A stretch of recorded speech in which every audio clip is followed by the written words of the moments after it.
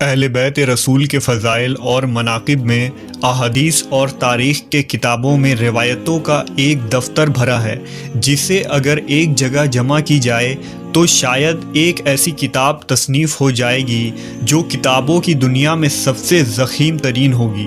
آل محمد کی بزرگی، فضیلت، واقعات، تعلیمات اور کرامات کا ایک ذخیرہ موجود ہے جو مسلمانوں کے لیے مشعل راہ اور ہدایت کا سرچشمہ ہے۔ اس ویڈیو میں ہم نبی صلی اللہ علیہ وسلم کی عطرت کے دو انمول پھول اور جگرگوشہ رسول حضرت امام حسن اور حسین علیہ السلام کے بچپن کے حالات اور واقعات کے متعلق جانیں گے۔ نیز نبی صلی اللہ علیہ وسلم اور صحابہ کرام کا حضرت امام حسن و حسین سے عقیدت اور محبت کے چند منتخب واقعات بھی پیش کی جائے گی۔ رمضان سن 3 ہجری کو مدینہ منورہ میں حضرت علی اور فاطمہ رضی اللہ تعالیٰ عنہ کے گھر امام حسن علیہ السلام کی پیدائش ہوتی ہے۔ نبی صلی اللہ علیہ وسلم کو جب خبر ملتی ہے تو آپ صلی اللہ علیہ وسلم تشریف لاتے ہیں اور اپنے نواسے کا نام حسن رکھتے ہیں، جبکہ شعبان 6 ہجری کو امام حسین علیہ السلام کی ولادت ہوئی۔ نبی صلی اللہ علیہ وسلم اپنے دونوں نواسوں کا نام حضرت ہارون علیہ السلام کے بیٹوں کے نام یعنی شبیر اور شبر کے نام پر رکھا، اور یہ ایسا نام تھا جسے اللہ نے اہل عرب کے ذہنوں سے چھپا رکھا تھا۔ آپ صلی اللہ علیہ وسلم نے فرمایا، حسن اور حسین جنتی ناموں میں سے 2 نام ہیں۔ امام حسن اور حسین نے امام الانبیاء محمد صلی اللہ علیہ وسلم کے آغوش رحمت میں پرورش پائی۔ نبی صلی اللہ علیہ وسلم نے خود اپنے دونوں نواسوں کی تربیت فرمائی۔ آپ کو اپنے نواسوں سے بے پناہ محبت تھی۔ حضرت انس روایت کرتے ہیں کہ نبی صلی اللہ علیہ وسلم جب سجدے میں ہوتے تو امام حسین آپ کے پشت پر سوار ہو جاتے، لہٰذا آپ اپنے سجدے کو طویل کر دیا کرتے تھے۔ ایک موقع پر جب آپ سے عرض کیا گیا کہ اے اللہ کے رسول، آپ نے سجدہ لمبا کیوں کر دیا تھا؟ تو آپ نے فرمایا، مجھ پر میرا بیٹا سوار تھا، اس لیے جلدی اٹھنا مناسب نہیں تھا۔ نبی صلی اللہ علیہ وسلم نے اپنے دونوں نواسوں کی ایک عظیم فضیلت بیان فرمائی جو خصوصی طور پر امام حسن و حسین کو اللہ کی طرف سے عطا کی گئی تھی۔ حضرت حذیفہ بیان کرتے ہیں کہ میں نے ایک دن نبی صلی اللہ علیہ وسلم کو بے انتہا خوش دیکھ کر پوچھا کہ اے اللہ کے رسول، آپ کی اس مسرت کی کیا وجہ ہے؟ تو آپ نے فرمایا، اے حذیفہ، آج ایک ایسا فرشتہ نازل ہوا جو میرے پاس اس سے قبل کبھی نہیں آیا تھا۔ اس نے مجھے میرے بچوں کے متعلق مبارکباد دی اور کہا کہ فاطمہ جنت کی عورتوں کی سردار ہیں اور حسن اور حسین جنت کے جوانوں کے سردار ہیں۔ یہ دونوں شہزادے نبی صلی اللہ علیہ وسلم کے آنکھوں کی ٹھنڈک تھے۔ حضرت سعید بیان کرتے ہیں کہ وہ نبی صلی اللہ علیہ وسلم کے ساتھ ایک دعوت کے لیے نکلے۔ حضرت حسین رضی اللہ تعالیٰ عنہ گلی میں کھیل رہے تھے۔ نبی صلی اللہ علیہ وسلم لوگوں سے آگے بڑھے اور اپنے ہاتھ پھیلا دیے۔ امام حسین ادھر ادھر بھاگنے لگے۔ نبی صلی اللہ علیہ وسلم ان کو ہنساتے رہے یہاں تک کہ ان کو پکڑ لیا۔ آپ نے اپنا ایک ہاتھ ان کے ٹھوڑی کے نیچے اور دوسرا سر کے اوپر رکھا اور بوسہ لیتے ہوئے فرمایا، حسین مجھ سے ہے اور میں حسین سے ہوں۔ اللہ اس سے محبت رکھے جو حسین سے محبت رکھتا ہو، اور اس سے بغض رکھے جو حسین سے بغض رکھتا ہو۔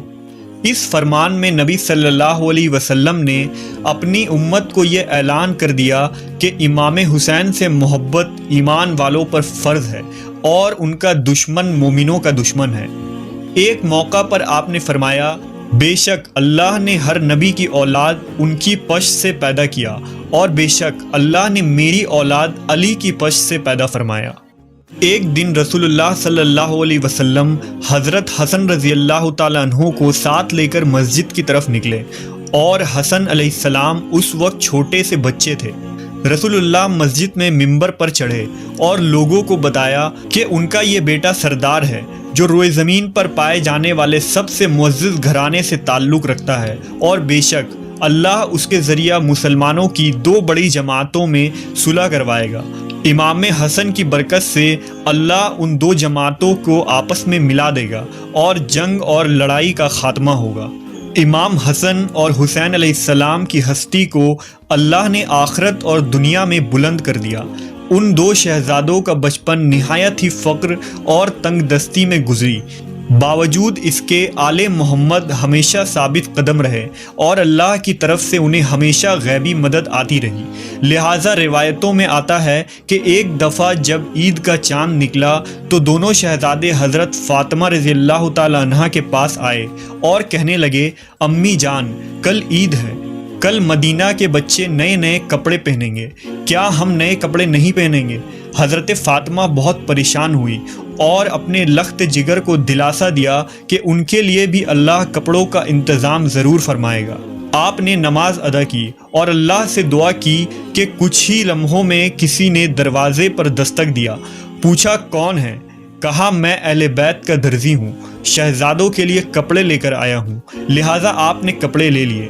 جب نبی صلی اللہ علیہ وسلم نے صبح حسن و حسین کو نئے کپڑے پہنے دیکھا تو فرمایا، اے فاطمہ، کیا تم جانتی ہو یہ کپڑے کہاں سے آئے ہیں؟ عرض کیا، ابا جان آپ ہی بتا دیں۔ آپ نے فرمایا، یہ کپڑے جنت سے آئے ہیں اور وہ شخص جو کپڑے لے کر آیا تھا جبرائیل امین تھے۔